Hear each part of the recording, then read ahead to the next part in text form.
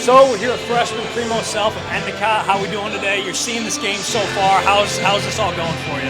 We're excited, man. I mean, this is an honor for us to host, and we're just looking forward to this opportunity, and just excited to get going, honestly, you know. We've been waiting around all day, but seeing this, it's getting us even more excited, so. For sure. So what's it like seeing a conference opponent in the opposite part of the bracket that you could potentially end up playing them? What would that kind of mean? It'll be a wild atmosphere. You know, you have two conference rivals playing against. What would that kind of mean for you? Yeah, it's exciting. I mean, it's cool you don't get to see those teams all year, so when you get the opportunity to play them in the end, you know, it's you don't know how you're going to match up to them, but you're just excited for the opportunity, and I mean, we're pumped, so. So do you think this year might be tough for you to top going forward, considering that you're a freshman now? Do you think you're being spoiled slightly by how everything's been going? A little bit. I mean, I'm just trying to take it all in, you know. It's pretty exciting. We're just proud of our seniors. You know, they put so much into this, really paved the way for us. We're just hoping to take care of it this year and then keep it going the following years. So what's it been from your perspective of a student and player, what's it been kind of the campus response in terms of, you know, hosting, you had your playoff games here, so what's that been like? It's been pretty awesome. I mean, they put school all online today for our whole school, so the students are pretty fired up about that, and there's definitely a buzz going around campus, so it's been fun for us. So it's been great talking with you. Good luck later tonight if this game ends. I think it will end pretty quickly considering we've had 14, so I'd be shocked if it lasts over 5 or 10 minutes. So it's been great talking with you. Good luck tonight. Thank you very much. Good luck the whole weekend. Yeah, thanks, guys. So now we're joined with assistant coach of Endicott, Tyler Hanrahan. How are we doing? Good. How are you? I'm doing good. So we got your game in a little bit. What have you taken from this game so far with UNE and Adrian, being that UNE is a conference opponent? We know that they could score goals with anyone, so we knew that they would be in this game, but haven't really touched too much on them this week, just mainly focusing on Hobart. No, that's great. So you're an assistant now. What's the season sort of been like? When did you kind of know that the team could go this far? Honestly, right from the get-go, we had a really good preseason. Before the season started, we had really good skates. Normally, we would just do a couple pickup scrimmages, whatnot. We were getting into some serious drills, just run by our captain. And then from then on, we stuck together through every game. We've had multiple games where we came back in the third period, just wore teams down, and the ultimate buy-in is there. So we know in our room that we could play with any team in this country. So what's it been like being the host team now? You found out that early in the week. What's that kind of been like for the whole campus as a whole and the program as a whole as they continue to grow? Honestly, I think it's just huge, not only for our program, but for the whole school, just to have all these teams here with all the great athletes on each team, just to see how beautiful our campus is and see this rink here. And it honestly hasn't hit me yet that it's the championship is in our home barn, but just to be able to stay in our own routine is awesome. Well, listen, good luck. You mentioned the championship in your home barn, which is Sunday night. Good luck to you tonight versus Hobart. We look forward to seeing that game after this great game. That was Tyler Hanrahan with Endicott. It was a great game. Thank you. So now we're joined here with Andrew Pezzelli. He was a graduate of Endicott back in 2013. He was with Salve Regina for 9 years. So Andrew, how are you doing today? I'm good. This is exciting. Great environment here at the Raymond J. Bork Arena. Yeah, it's interesting. So you were kind of with Endicott when they first became, a varsity hockey program. What can would you have pictured something like this, kind of this relatively close to when they became a varsity team? Yeah, I mean, when I graduated here, I had a number of friends who played on the club team at the time. This was a patch of woods and dirt, and the team played downtown and kept their pads in their rooms. Now, I mean, look at this. It's a gorgeous facility, and the team varsity just for 7 years now is in a national tournament and hosting the Frozen Four. I think everybody could have dreamt it, but I don't think they really could have imagined it. It's incredible. No, for sure. So you've always been a CCC guy. So what's it kind of like seeing two CCC teams being featured in the Frozen Four, being matched up against a team like Adrian, and Hobart, who have always been sort of near the top of the stage? Yeah, I mean, we've always said in the CCC we think it's one of the best hockey conferences in the country. And there's always been at least one or two teams nationally ranked. This year you had 5 different teams make appearances in the national rankings.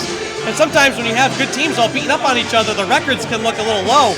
but it's highly competitive in the CCC. You could take the 5th-ranked team in the CCC; they're going to be competitive on the national stage as well. So I think this is great. You've got UNE making their case here today too. Endicott, obviously highly ranked. They play later on today. I think it's great for the conference. Yeah, no, and it almost seems like kind of a surprise at times because not a lot of people sometimes focus on those teams in the CCC that are kind of middle of the pack, like the UNE was for part of the time this year. They kind of made that run, so now they're sort of awakening the audience, if that makes sense. So, with the Frozen Four, so is this something that you would eventually love to broadcast in general, or what are events that you'd love to broadcast? I mean, anything that's hockey. If you tell me there's some guys playing pond hockey, I'll love to call it. I'll go out there. I'll do my best. Being here, I was here in 2016 with Salve in their first championship victory against this Endicott team in their inaugural season. That was a great moment for me as an alum and working for Salve at the time. Would love to call the Frozen Four. I got to do it in 2018 up in Lake Placid. Would love to get back on a mic for a Frozen Four game. That'd be incredible. Just a little note, that Endicott team at the time, they lost that game 4-0. Ever since then, there's just been steady progression year after year. It's losses like that that help you get to games like this. Oh, 100%. So I've got one last question for you. If you can max out your credit card at one store, what would it be? Max out my credit card at one store. Venda Ravioli on Federal Hill. Oh, it's a great answer. So it was good meeting you. It's great to have you here. And we're looking forward to the rest of the night. I appreciate everything you guys are doing for the D3 Hockey World. Keep up the great work. We appreciate it. Thank you.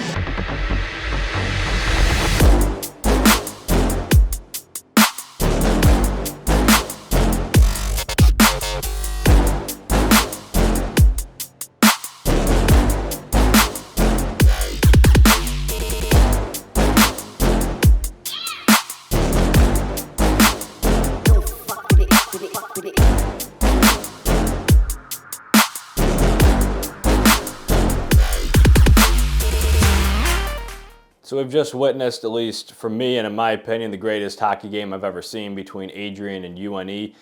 So now I've got Endicott and Hobart, Endicott being the host team. Their fans are riled up and they have the place packed way before warm-ups. Hobart, if they want to have a chance, they just need to kind of settle down, take the crowd out of it, play a strong defensive game.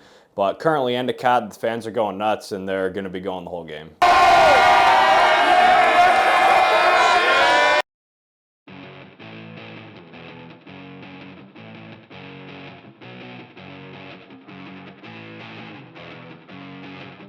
So we just got past one period between Endicott and Hobart, so it's tied 0-0 so far. Endicott pretty much dominated that period. They came out very, very fast and physical.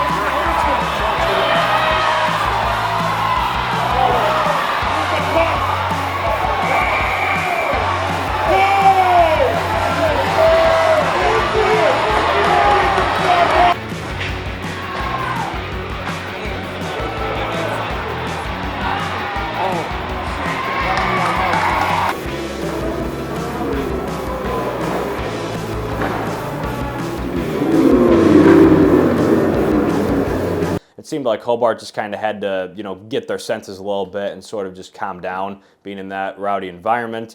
So no, Endicott's dominated the first period so far, but there were no goals being scored, so we'll see what happens in the second.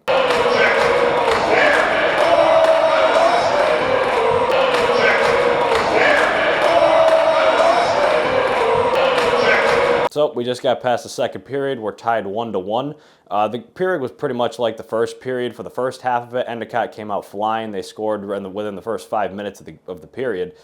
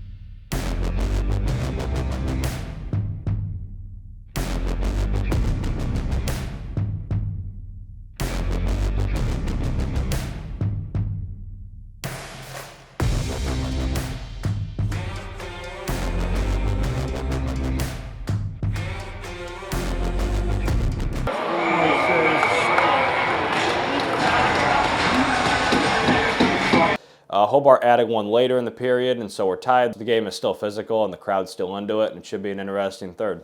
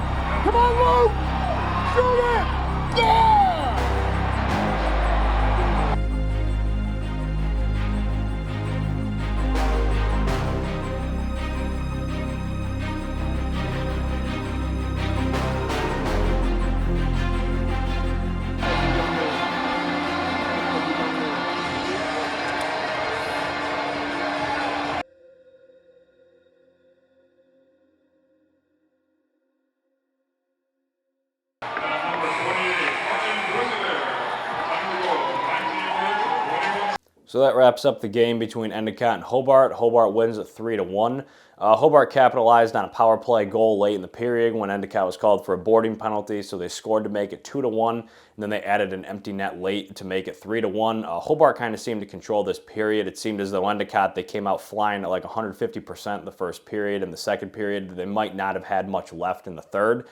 They gave it their all, but I think Hobart just kind of managed themselves a little better, and they seemed to really play their game and control the game once we got to the third period. So Hobart leaves with the win. This Sunday, it's going to be Adrian and Hobart for the national championship. An amazing thing to be part of, and like I'm saying to these guys, to think of where the program, when we started, and the people that started the program, and 7 or 8 seasons, for them to be hosting the Final Four in front of the capacity crowd, and it was an amazing experience to have with those guys. And then as far as the hockey, it was just they did a great job. It's a play here, play there. You know, it was a slightly different game than the one that preceded the prior game. So I think there were more goals than shots in the other game through the first couple periods. Yeah, I mean, they had a couple swipes at it. We had a couple swipes at it. It was just a great game to be a part of. When it gets to that point, you know, these guys are, you know, you're kind of managing emotion with young guys and just trying to help them as much as possible. But they're doing all the work, you know. But thoughts were, we knew it was going to be a back and forth tight hockey game, and you know, I think it was a game of will, and both teams have a lot of talent in each position, and I thought we did a good job of just staying relentless and tenacious and persevering through the 60 minutes, and that was our game plan, and I think it helped us. Yeah, I know our whole team is extremely thankful for everyone that came out to the game, and the student body and the staff and our whole rink staff to do the ice, do the boards, do everything. We really appreciate it, and it goes a long way, and obviously we wish tonight was a little different, but we are very thankful, and it was a great run. The kids that came in even after us, just buying into what we believe in here and doing what they're told, and it's been an unbelievable ride. And I've said earlier with some of the interviews that I have 30 brothers in there, and I honestly mean that. Guys will be at my wedding, maybe even my freaking best man. Like, that's how close we are. I got to give credit to Coach Taylor. He made a switch a little bit through the second, put me on that group with Aqua and Jonah. I mean, just came across. I've been practicing that all year. Not many have found the back of the net. Thankfully, that one did. So. And I got to give credit to Artem Buzaveria that we were ready to make the first PP unit go out, and Artem said go with 12's group. That's just the type of a selfless player he is. As a player, players have great feelings for the game, and that was his feeling versus his group going out. He thought we should go with that group. He saw the mojo that they were starting to develop in the prior power play, and when you got a kid on the bench that steps aside, you know, if you don't go with that as a coach, you know, so that's Artem gets credit for that, you know. Oh, there was Warren one, quite honestly. I mean, I thought in all positions they got good depth and good players. One of the areas was their ability to score goals, and certainly their offensive pressure that they can generate on the rush. And I thought our forecheck did a good job as the game went on of not really feeling that pressure we were feeling from them in the first period. But that was the game. I mean, given good players that have been, you know, they've scored a lot of goals this year. They got some guys that can really snipe it, and you can't give those guys. I mean, we got, like you said, they got a guy that's let in. You know, sometimes his average was below one a game, and you know, but still, you give guys too many chances, and they're going to get one. Doesn't matter who's playing goal. So that would be their potent offense. No matter how this went, so we lost. I'm just like, thank God my son has a playoff game tomorrow that I can go to and be around sports people and hang out with the guys. That to just try to, you know, as someone who, and these guys love each other and love being part of college athletics and the Endicott community, it's like I feel like over 20 years no matter how it ends, it's like Monday, I'm like, oh, I got to keep it together until next hockey season, you know, or next time I could possibly hang out with Noah and hang out with all the guys, you know. Yeah, you know, it's part of the game. So I'm a goalie. Goals will go in, and just worry about the next shot. That's the most important thing. Just my mindset is literally just give the team a chance to win. So that's the biggest thing for me, and that's what I'm doing. Hopefully, like, that's my goal every game. So I'm glad. You know what? I thought, at least for me, I felt the rink felt comfortable. I mean, our ice is harder and faster. I mean, I thought, you know, it was a little soft at times. You know, and that was a little different for us. But, you know, it's newer than our place, but it kind of has the same, you know, intimate feeling when it's packed. So, you know, at times I felt, you know, especially when we got up by a goal, it felt like we were home. You know, and certainly we had a crowd behind us that was, I mean, made us feel like it was at home. In the last interview, there's just a good level of trust in each other. You know, the players have that, and even if they're going to get in each other's grill and demand better, they still, you know, these guys have a great time together. They compete at everything. You know, if you ever see us try and get on the bus, that's even competitive, and it's fun to watch. But they have a lot of fun competing and challenging each other. And you know, when things get tough, you got to play that way. So today's Saturday. It's kind of the break in between the two games. To start off, John got up at 8. I was up at about 11:30 as I'm running on about 2 hours of sleep in 40-something hours, so it's been quite the haul. So today we've got just one interview planned. We're going to film some content, and so we're filming the intermission reports and some missed stuff from the Endicott game because the Endicott fans are too loud, so the technical difficulties just didn't allow us to film then. So we're doing this, and we're just going to recap it for you guys. It's just going to be a pretty much just chill day.